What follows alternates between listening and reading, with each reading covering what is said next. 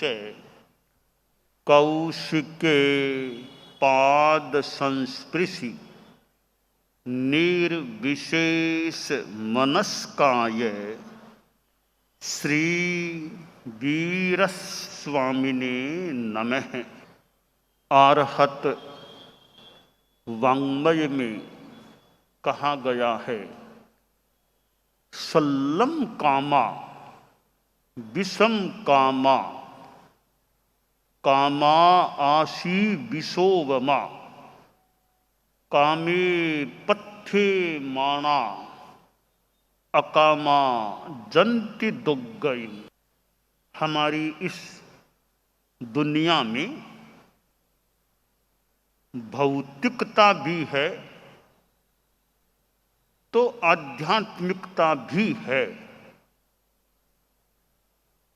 एक मेटेरियलिज्म भौतिकवाद है, एक स्पिरिचुअलिज्म आध्यात्मिकवाद है। आदमी पदार्थों के प्रति आकृष्ट हो जाता है, भौतिकता के प्रति उसका आकर्षण हो जाता है और वह भौतिकता को इतना ज्यादा महत्व देता है कि आध्यात्मिकता तो मानो कहीं दब जाती है या बहुत कम रह जाती है। पदार्थों के प्रति इच्छाएं उभर जाती हैं कि वो चीज चाहिए, वो चाहिए। चाहिए इसके दो अर्थ हो जाते हैं। एक तो जीवन में आवश्यकता है इसलिए पदार्थ चाहिए।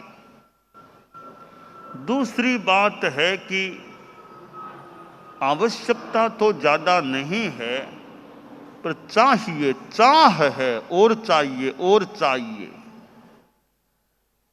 यहां विवेचन का विषय बनता है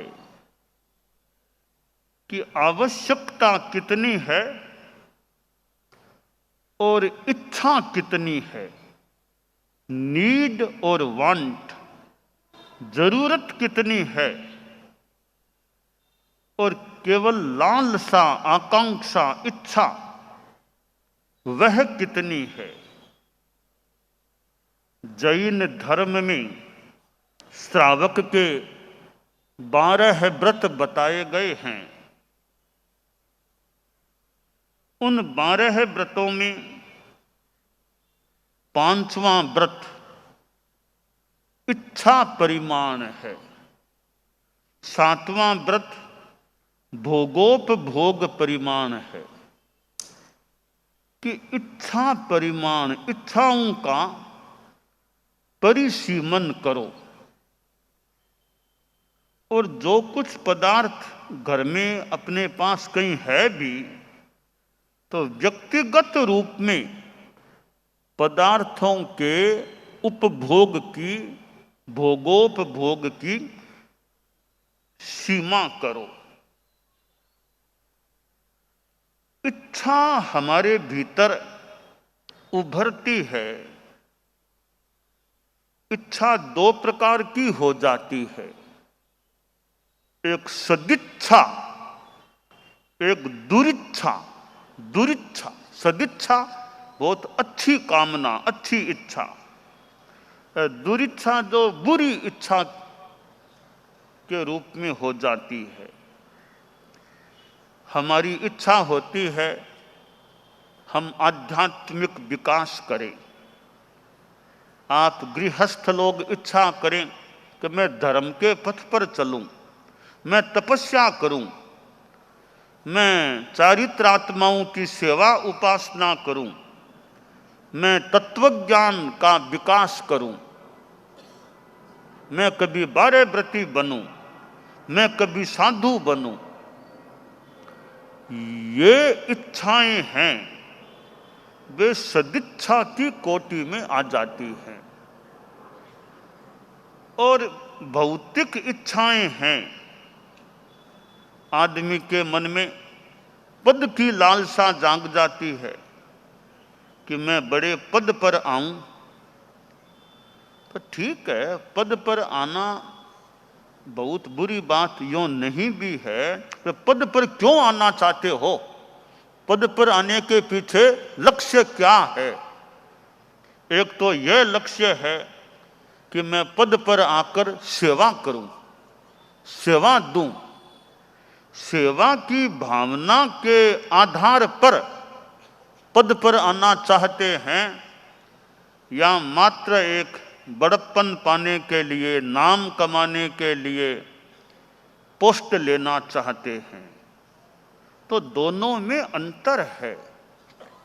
सेवा भावना से पद पर आने की कामना है, वह इतनी कोई खराब चीज नहीं है। पर पद पर आने की अर्हता नहीं है, पात्रता नहीं है, सेवा की ज्यादा भावना नहीं है। बस प्रेस्टिज कमाने के लिए, प्रतिष्ठा पाने के लिए पद पर आने की इच्छा है। तो वह गलत अवांछनीय चीज हो जाती है।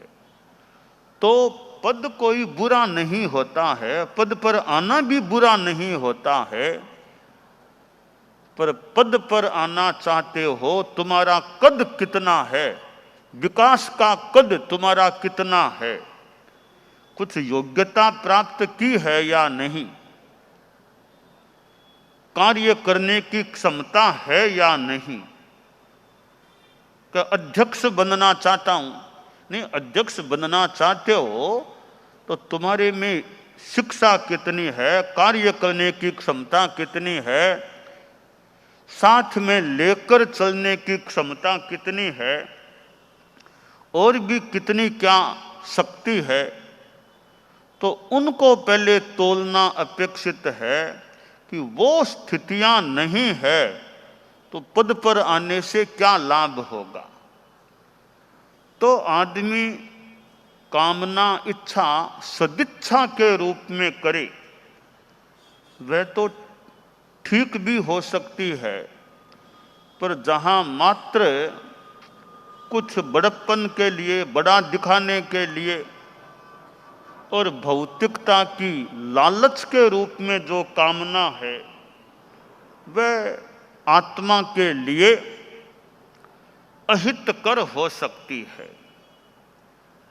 पद पर आना चाहते हो, दूसरों पर हुकूमत चलाना चाहते हो, दूसरों पर अनुशासन करना चाहते हो, तो यह बताओ तुम दूसरों के अनुशासन में रहे या नहीं, तुम दूसरों के आज्ञाकारी रहे या नहीं, तुम दूसरों के अंडर में काम कर सकते हो या नहीं। का मैं तो दूसरों के अंडर में नहीं रह सकता, न आज तक यूं अच्छी तरह रहा। तो तुम दूसरों के अंडर में रहकर काम नहीं कर सकते तो दूसरे तुम्हारे अंडर में रहकर काम क्यों करेंगे? फिर तुम खुद शिष्य नहीं रह सकते तो दूसरे तुम्हारे शिष्य क्यों बनेंगे? फिर तो पद पर आना बुरी बात नहीं होती है, पर पद पर आने की योग्यता और सेवा की भावना वो अच्छी है या नहीं। तो भौतिकता के संदर्भ में आदमी इच्छाओं का परिसीमन करे, संतोष धारण करने का प्रयास करे। जिसके मन में संतोष है वह आदमी बड़ा सुखी होता है। एक संस्कृत में श्लोक है, असंतोष परामूढ़ः संतोषम यान्ति पंडितः असंतोषस्य नास्त्यन्तः संतोषः परमम सुखम। जो मूढ़ आदमी होते हैं, मोहग्रस्त होते हैं, वे असंतोष वाले होते हैं। उनको कितना भी मिल जाए तो और चाहिए, वो असंतोष बना रहता है। जो पंडित हैं, ज्ञानी हैं, प्रज्ञावान हैं, वे संतोष को धारण करते हैं। असंतोष का कहा गया कि अंत नहीं, आगे से आगे असंतोष असंतोष इच्छाएं बढ़ती रह सकती हैं। तो निष्कर्ष की भाषा में संतोषः परमम सुखम, संतोष परम सुख है। जो मिल गया उसमें संतोष। हमारे संत लोग जो होते हैं, साधु सन्यासी, कि संतोष भिक्षा में जो मिल गया उसमें संतोष, रहने को जो मकान मिला उसमें संतोष। तो जितना संतोष का जीवन होता है, इस संदर्भ में आदमी सुखी रह सकता है। इच्छाएं ज़्यादा पाल लेता है भौतिकता की, सारी इच्छाएं पूरी होती नहीं हैं, तो फिर आदमी दुखी बन जाता है। कभी गुस्सा आता है कि मुझे नहीं मिला, मुझे नहीं मिला। इसलिए ये इच्छा परिमाण और अच्छी इच्छाएं हैं आध्यात्मिक विकास की, ज्ञान के विकास की। वे इच्छाएं तो भले बढ़ें, परंतु भौतिक इच्छाओं का परिसीमन करने का प्रयास करना चाहिए। एक संस्कृत में और श्लोक है, साथ में कहानी भी है या बात भी है। सर्वत्र संपदस्तस्य संतुष्टम यस्य मानसम उपानद गूढ़पादस्य सर्वाचर्मावृतैव भुः। एक राजा था। राजा नंगे पांव टहल रहा था, घूम रहा था। एक तीखा कांटा राजा के पैर में चुभ गया। राजा के काफी दर्द हुआ, कराह उठा, अरे इतना दर्द दर्द। मरहम पट्टी जो भी दवाई की व्यवस्था कर दी गई, कांटा निकाल दिया गया। शाम को मंत्री राजा के पास आया, बात चल रही थी। तो राजा ने कहा, मंत्री जी आज मेरे कांटा चुभ गया, मैं इच्छा से नंगे पांव घूम रहा था तो कांटा चुभ गया। तो हमारे राज्य में कितने लोग गरीब होंगे जो नंगे पांव चलते होंगे, तो उनके भी तो कांटे चुभते होंगे। तो एक काम करो, राज्य की सारी जमीन है, गलियों में, मैदानों में, सब जगह चमड़ा लगा दो, चमड़ा चमड़ा मंडवा दो, ताकि किसी भी नागरिक के कांटा न चुभे। यानी राजा की एक दयालुता की वो भावना थी कि मेरे तकलीफ हो गई तो औरों के भी तकलीफ होती होगी कांटा चुभने से। तो पूरी धरती पर जो हमारे राज्य की जमीन है, चमड़ा मंडवा दिया जाए तो किसी के कांटा न चुभे। राजा ने अपनी बात बता दी। मंत्री के बात जची नहीं, बिल्कुल नहीं जची, पर सोचा कि राजा ने कहा है तो तत्काल बात को काटूंगा तो राजा को बुरा लग सकता है। तो मंत्री बोला, महाराज जो आदेश, जो आपका आदेश वही करना है। हाँ मंत्री, जल्दी ध्यान दे लो, 1 सप्ताह के भीतर भीतर काम शुरू हो जाना चाहिए और 1 महीने में सारी धरती पर चमड़ा मंडा दिया जाना चाहिए, जो आपका आदेश। राजा ने बात कह दी, मंत्री ने ऊपरी मन से स्वीकार भी कर ली। अगले रोज फिर मंत्री आया शाम को, तो देखा राजा प्रसन्न मुद्रा में है, तो बोला महाराज आपका आदेश जो कल मिला है कि राज्य की सारी धरती पर चमड़ा मंडवाना है, तो बाद में या तो दूसरे राज्यों से अनाज मंगवाना पड़ेगा या सब नागरिकों को संथारा करवा दे, किसी को खाना ही नहीं पड़े। क्यों महाराज? और तो क्या होगा, सारी धरती पर चमड़ा जब मंडवा दिया जाएगा फिर खेती कैसे होगी, अनाज कैसे पैदा होगा? अनाज राज्य में पैदा नहीं होगा तो या तो बाहर से अनाज मंगवाना पड़ेगा या सारे नागरिकों को वो जैन धर्म वाला संथारा करवा देंगे ताकि अनाज की जरूरत ही नहीं पड़े। तब राजा का दिमाग ठनका, बोला मंत्री ये बात तो ठीक है, चमड़ा मंडवा देंगे सारी धरती पर, फिर तो अनाज कैसे होगा? राजा के पास मंत्री बुद्धिमान होना चाहिए। मंत्री बुद्धिमान होता है तो राज्य संचालन में थोड़ी सुविधा अच्छी रह सकती है। तो राजा बोला भी बात तो ठीक है, क्या करना चाहिए कि जनता के कांटा न चुभे?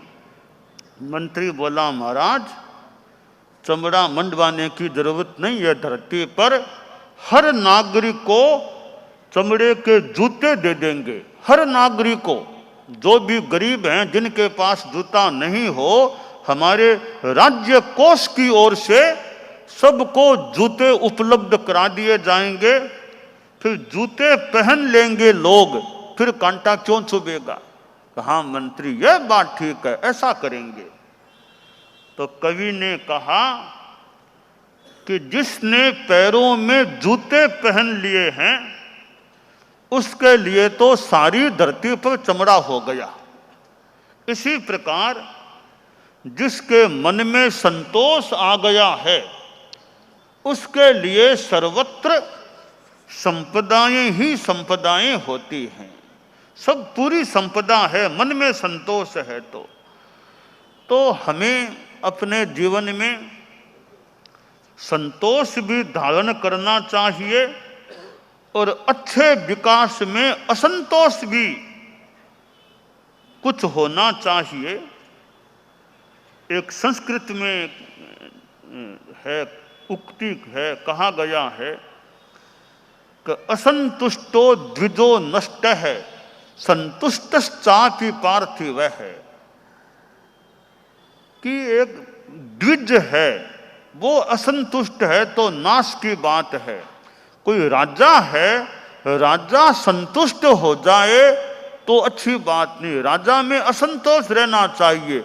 असंतोष इस रूप में कि राज्य का और विकास हो, और विकास हो, और विकास हो। इसी प्रकार ज्ञान में थोड़ा असंतोष कि और मेरा ज्ञान बढ़े, और ज्ञान बढ़े, और ज्ञान बढ़े। इसलिए कहीं असंतोष रखना अच्छा है तो कहीं संतोष करना भी अच्छा है। कुछ चीजों में संतोष रखना चाहिए और कुछ चीजों में असंतोष भी रखना चाहिए। संतोषस्त्रिषु कर्तव्य है, स्वदारे भोजने धने, त्रिषु नैवच कर्तव्यो अध्ययने जप दानयो हो। जहाँ अध्ययन की बात है, जप की बात है, दान की बात है कि वहाँ संतोष नहीं करना चाहिए और भोजन में संतोष करना चाहिए। धन के संदर्भ में भी एक सीमा तक संतोष करना चाहिए। तो असंतोष और संतोष दोनों की अपनी अपनी उपयोगिता है। जहाँ असंतोष करना चाहिए वहाँ हम अच्छे रूप में असंतोष करें और जहाँ संतोष करना चाहिए वहाँ संतोष का प्रयोग भी करें। मुंबई जैसा यह बड़ा शहर, बड़ा नगर, और यहाँ कितनी कितनी चीज़ें बाजारों में हो सकती है, दुकानों में कितनी कितनी चीज़ें मिल सकती हैं।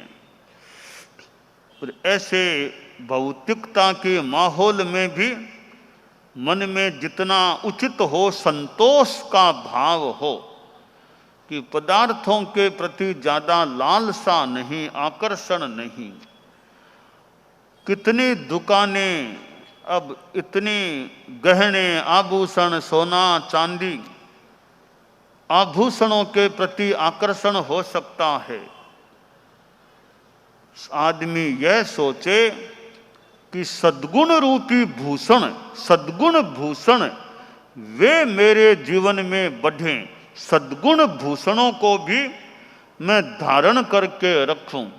तो आभूषण बाह्य शोभा बढ़ाने वाले हो सकते हैं, तो सद्गुण भूषण ये हमारी आंतरिक शोभा को, जीवन की, व्यवहार की शोभा को बढ़ाने वाले हो सकते हैं। तो हम असंतोष, संतोष, इसमें अनेकांतवाद का उपयोग करें कि असंतोष भी कहीं अच्छा है तो कहीं संतोष भी अच्छा है। यथा योग्य असंतोष और संतोष का हम उपयोग करें तो हम विकास की दिशा में आगे बढ़ सकते हैं। दानान सेठम अभयपयाणम सच्चेषु या अणवज्जं वयन्ति तवेषु या उत्तम बंभचेरम लोगुत्तमे समणेनाय